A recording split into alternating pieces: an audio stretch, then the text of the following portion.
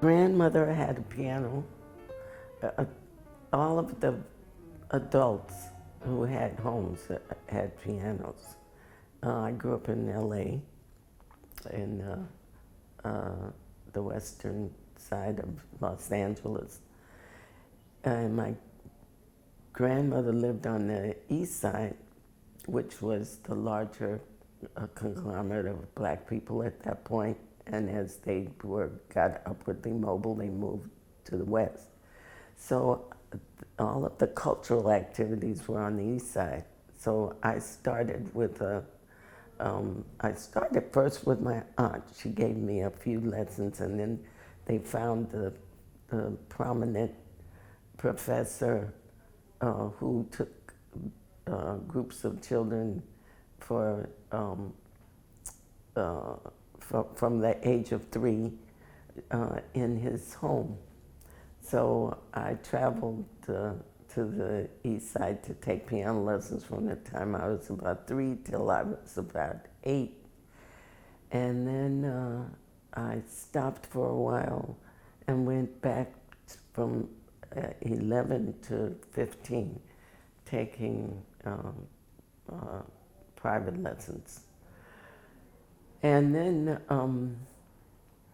around 15, that's about when I started getting interested in jazz. But I was in high school, and there was a great high school program. There was a great music program from 6th grade to 12th grade, which is, at that time there were 3 different schools the public school kids went to. And one went from K to 6, and then 7 to 9, and then 10 to 12. So from the time I was in the 6th grade, there were just lush musical programs offered free to the community, to any of the children that wanted to be involved. So I think even in the 5th grade, I was in a choir learning how to sing harmonies. And in the 6th grade, I continued that. By the time I was in the 7th grade, I started with the woodwinds. I chose clarinet. I would have loved to have played saxophone, but they were not allowed for girls. So then I switched to the strings, and I played violin, viola, and cello. The instruments were all supplied free. I was in an instrument class where I learned along with others how to read the music and the clefs. Had experiences in the junior orchestra, and by the time I got to high school, I had switched to percussion.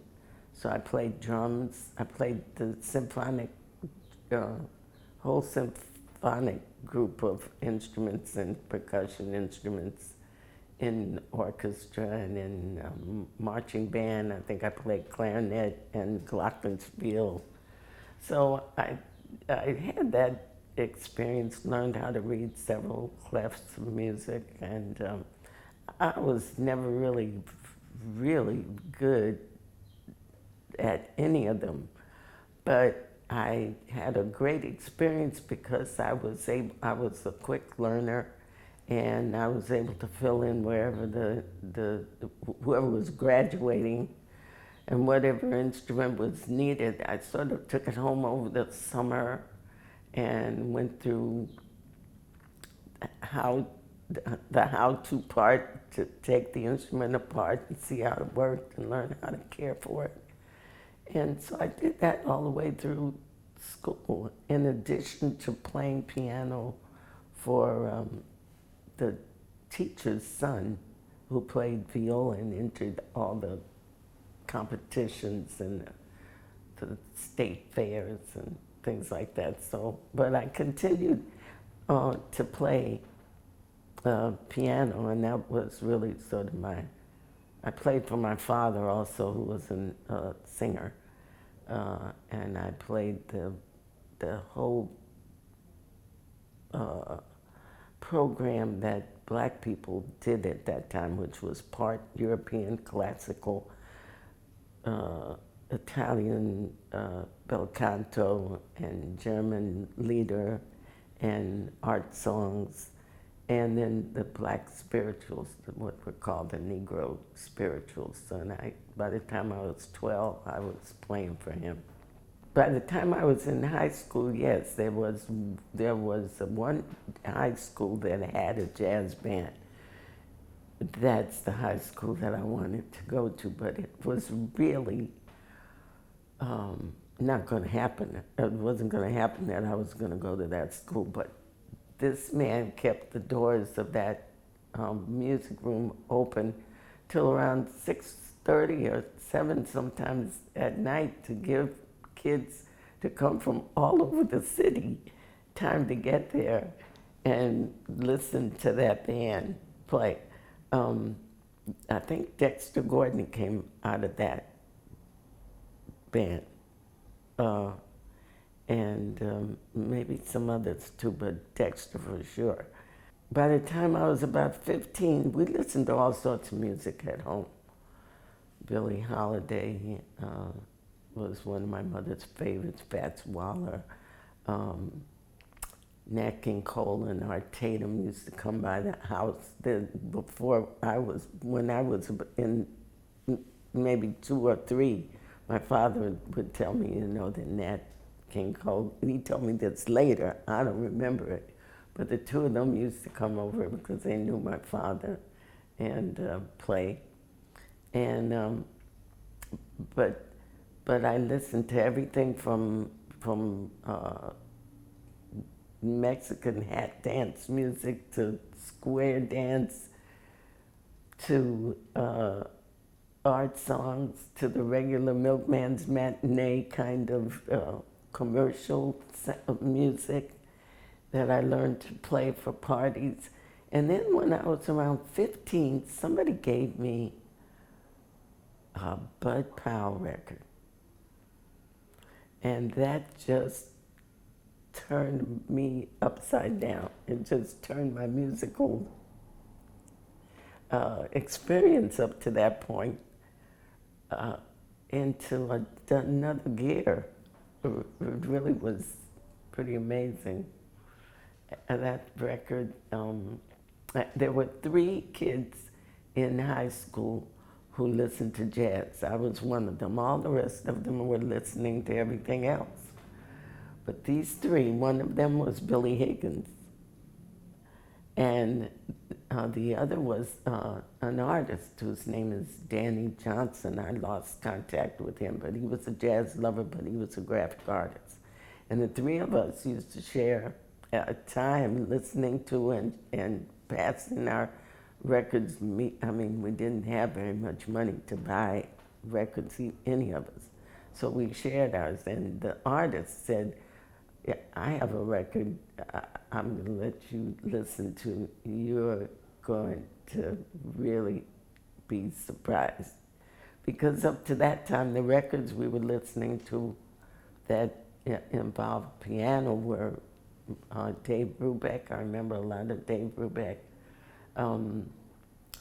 And not so, in terms of recordings, I remember other people that played with the local bands, but on record, that was a turning point for me to hear Bud Powell.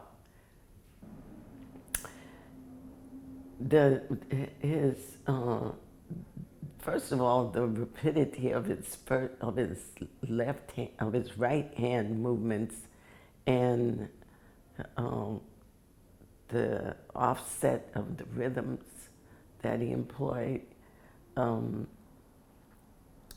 He had a left hand kind of rumbling style when he wasn't playing a kind of a locked hand position where he played a lot of angular, I call them angular chords, but they're really, it's the math of the chord, the tritone.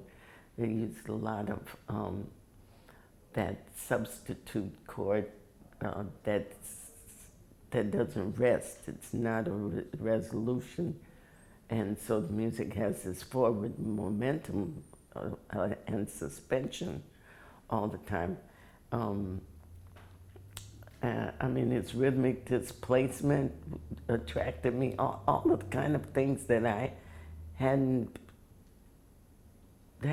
pursued yet in anything that I had been doing up to that point. And at that point, I was not taking lessons that were really directed at learning jazz.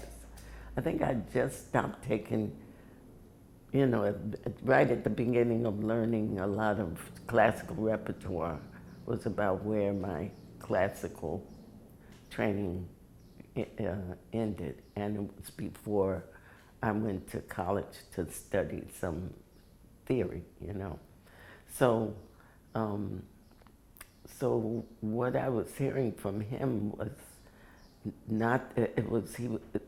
Bud was right at the swing era's end, sort of. I heard a lot of Duke Ellington in him.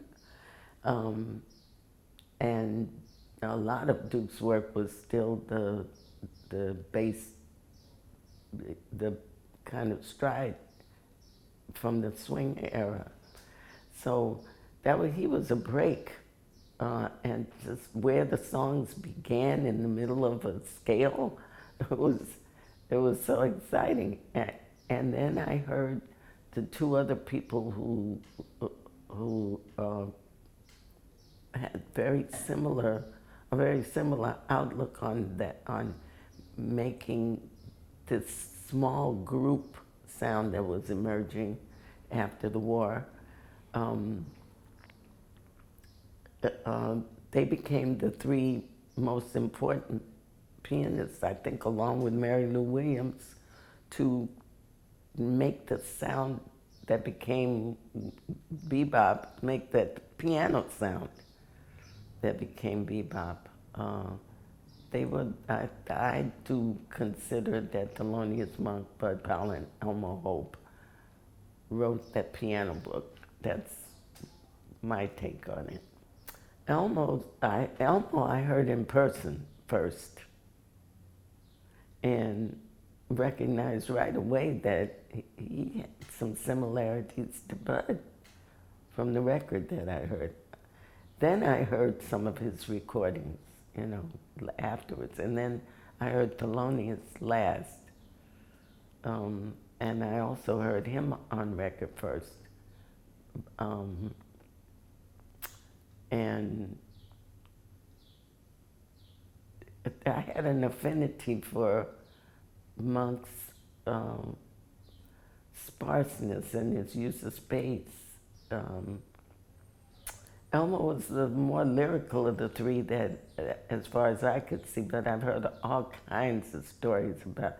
Johnny Griffin, for example, told me that of the three of them, Elmo was the most harmonically advanced, and that he was the one that was the ringleader in looking for and trying to find new ways to employ what they were experimenting with on the piano. And part of the reason why he was left out of the recognition, and there are other parts that are deeper that nobody will talk about. I can't find out really what else there might have been that kept him out of recognition. But one thing, when Blue Note and Prestige Records started to record these people, they didn't know what they were doing either, but they were finding people who had this music and were nurturing it and bringing it into existence. Elmo was on the road with a rhythm and blues territory band. He had married early, and he was earning a living, really making money with a touring band. In that band were Johnny Griffin and Philly Joe Jones and Matthew G., the trombone player.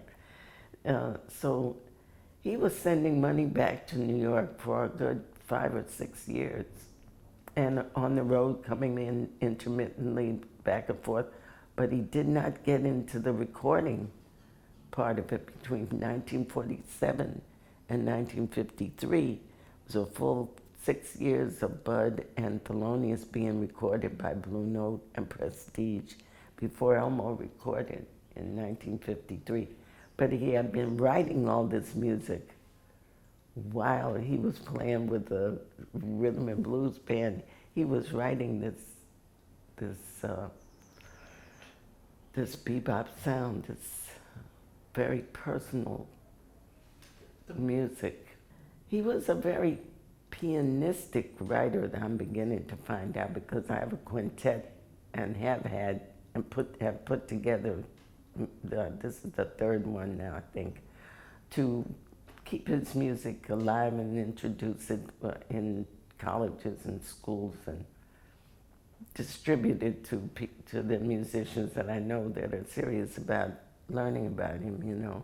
So in transcribing or in looking at which parts of his music I wanted to bring first, from maybe some of the less difficult to some of the more playable ones, and progress through at least two very definite periods that you can hear in the style of the writing. I found out that there were places in the line, the melodic line, that were pianistic and not necessarily good for a horn player to breathe through. And I think that that's one of the things that discouraged other people from really examining the whole body of work to find out what was playable and what wasn't, and what required some different work, what required a little different technique, you know, a little longer breath, a little bigger look at the arc of his melody. I do believe that. I picked out some songs that are really playable, but I've also had some complaints from saxophone and trumpet players that, wow, where am I supposed to breathe? I don't know. Well, let's look at it and see where you can breathe, you know, and make musical. But then his music didn't move in these regular patterns of 1-6-2-5-1, you know, which is probably the most common movement in the American standard, in the songbook, that a lot of those songs were completely derivative of in the beginning. He did do some derivatives, but not that many. Billy Higgins was in one of my very, very first groups, and then the vibe player in California, Dave Pike, was in one of those groups. And I was experimenting a little bit with writing, trying to find my own voice. And then I worked with people like Johnny Otis in sort of a big band when little Esther Phillips and I were underage for sure in that band in California nightclubs.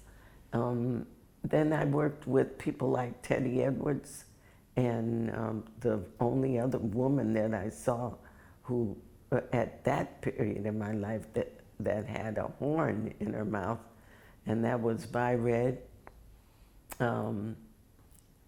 Never got a chance to play with Cora Bryant, who was a trumpet player, who was also there.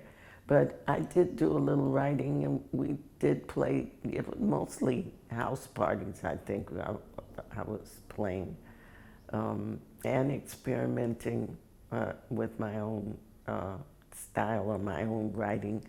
I don't know if I have I'm still experimenting as I write. Yeah, I came across the old Route 66 in the southern part of this country with a dance troupe. Um, Jenny Lagan, great dancer, and there were three musicians and four, right, three musicians and four dancers in a station wagon with a U-Haul, one of those slatted, it had slatted sides and all the suitcases and all the trunks of the dancers' costumes. We were pulling that. It was quite a trip. And part of the trip was to stop at Air Force and Army bases. So it was part nightclub and part USO tour. So that was how I actually came to New York. I stayed, by that time Elmo and I were married. I married Elmo in LA, and then my first baby, I was a little girl, and this trip was going to make it possible for us to get some other things done, because Elmo unfortunately was involved with drugs, and he was sort of trying to get a second chance with a record label there, but something went sour with that, and he was really not using drugs at the time, and that kind of went flat. So he wasn't working, and that possibility and the possibility of recordings and a salary, fell through. And so I took this job, and my family was all there. He stayed there, and he and my mother had the baby, and I came east, got stranded in Florida. The last trip was supposed to be in New York. That fell through, and we found out about it while we were in, I think, West Palm Beach, Florida. So that was the turning point. Am I going back home, or is this Elmo's opportunity to maybe come back here? Then there were cabaret card issues, all those things that were still unresolved. But Riverside had offered him like a 2-record deal, I think, and for him that was worth it to come back and at least, reinstate some recordings and some of his newer music.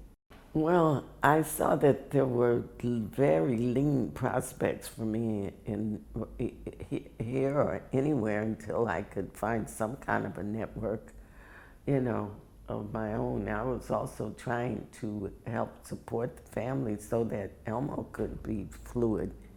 So I didn't do too much playing in the beginning. I worked in a club called the Blue Morocco. So Mickey and Sylvia's Blue Morocco with Jimmy Castor, and that lasted for quite a spell. But I immediately started to look for work so that we could get grounded, and so I went to work for the telephone company, and kind of put my music on, not really on hold, but I wasn't really looking to work too much.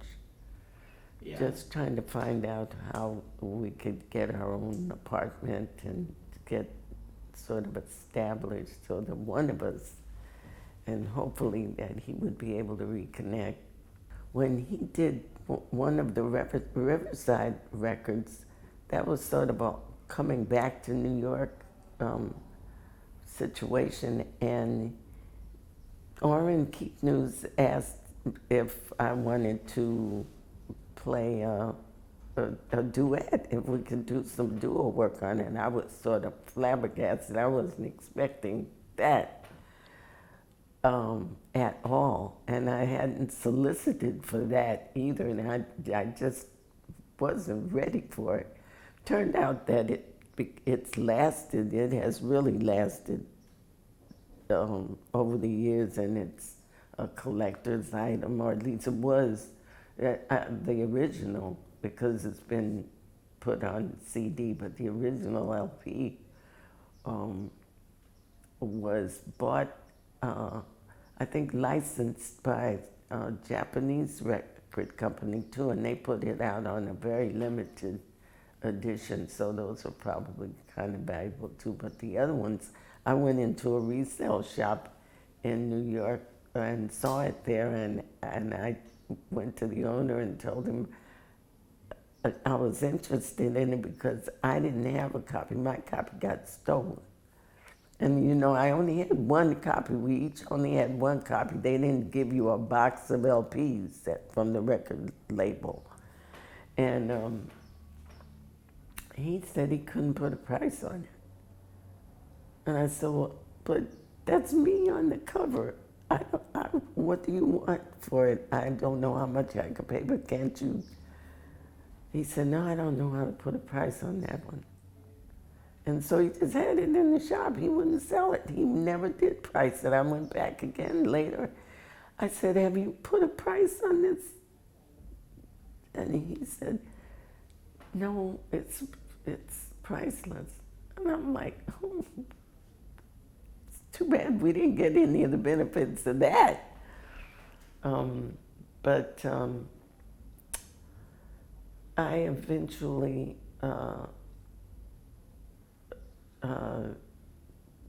quit the telephone company, and I started to look for other.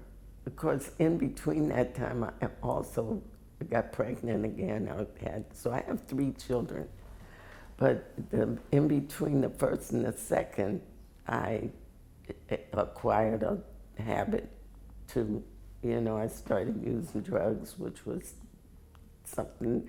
I didn't understand the psychology of drugs at all, and had come from California, in a place where there's no drugs in LA in my background, or alcohol, or, So it was a kind of a real eye-opener for me to see how quickly it was that could happen, So I think maybe for a good 2 years, I was involved with drugs, but by the time Elmo died, which was like 1967, I was like finished with the drugs. That was a really dark period for me. And at that point, we had moved into our own apartment in the Bronx. I gave up my piano. I thought I would never play again. I met a woman who was really she was a distant cousin of Elmo's, and she and I opened up a business that had nothing to do with music. She was a seamstress. It was right around the time that the Black Power movement was about to surface and be born, 66, 67, 68. And so we started making clothing, Afrocentric clothing and Afrocentric hats. And sort of it was a therapeutic, kind of cathartic experience for me to do that with her when we got a shop. And we lived together and made this business support ourselves. And after that, I told the man that I gave the piano to just, enjoy it. It was a Wurlitzer spinet, and he said, oh, one day you're just going through a phase, and one day you're gonna come back and say you want this piano back. I said, well, I don't see that in my future now. He said, well, I'm gonna keep this piano pristine, and I'm going to teach children in the community free. I'm not going to make any money on it. I want to share it with my community. Is that all right with you? I said, oh, that's perfect. And sure enough, about 2.5 years later, I mean, I was beginning to think, I was beginning to miss the interaction myself.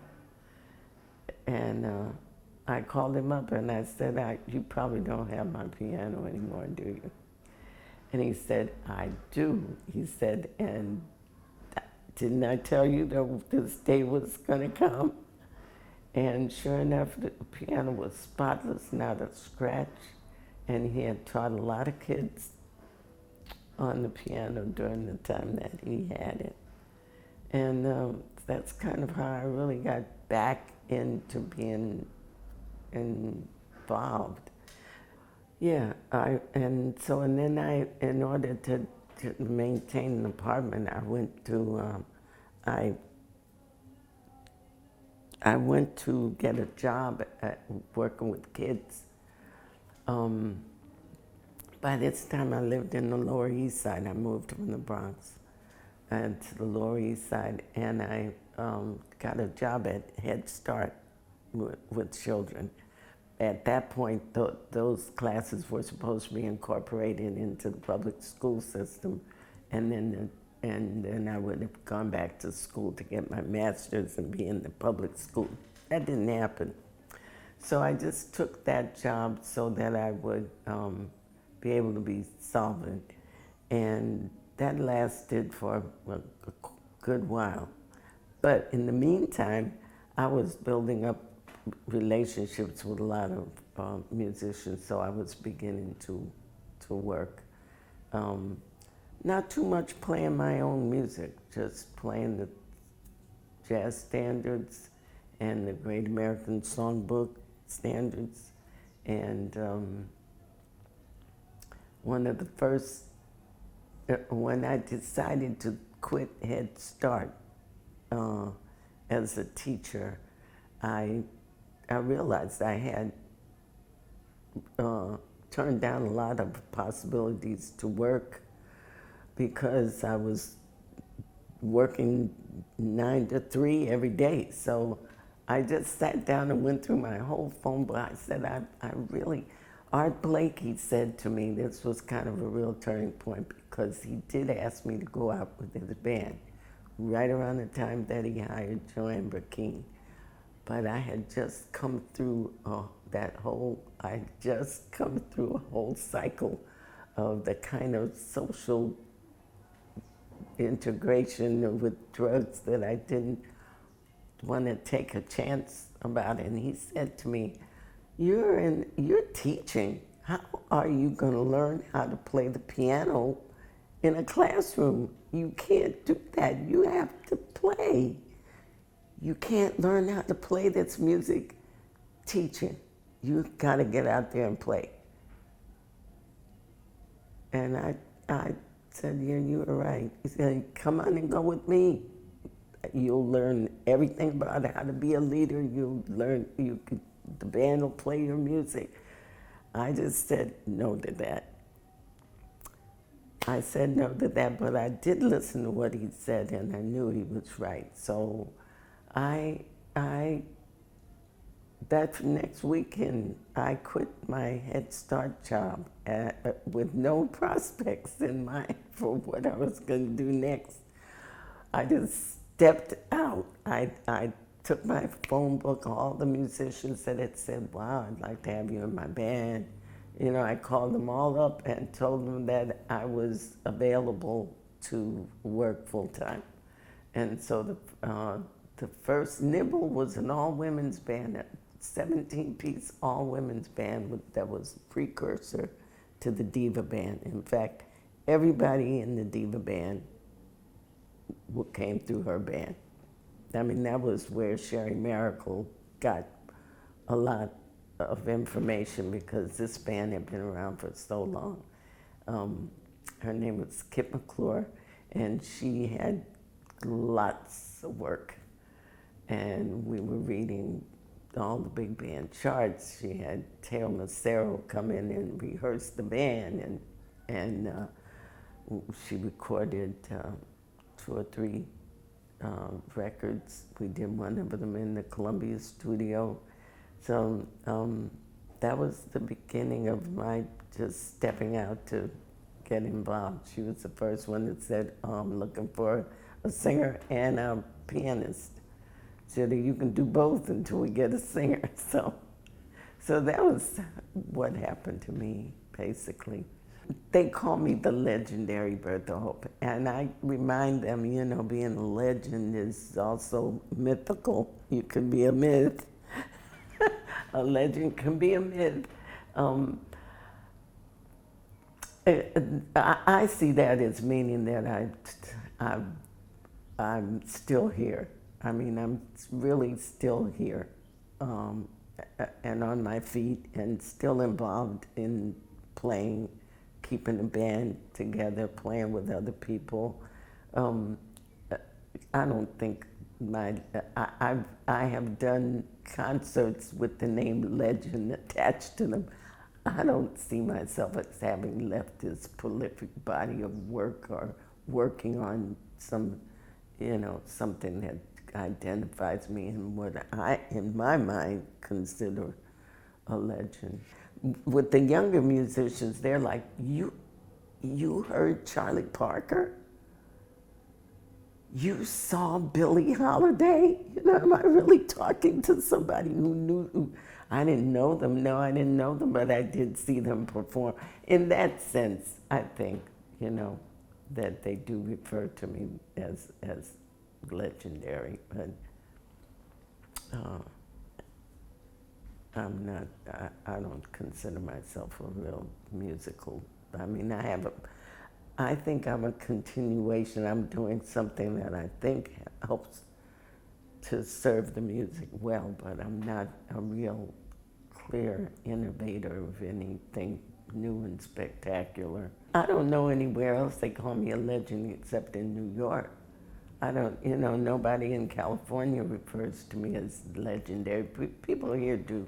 And I think it all came out of just being part of legendary series or, something that captured the media as a way to get people in the seats, the Living Legend series. Yeah, I could consider myself, because I've been playing since I was 15, but I don't take the legendary status that seriously. I hope I leave something really good behind for other people to play.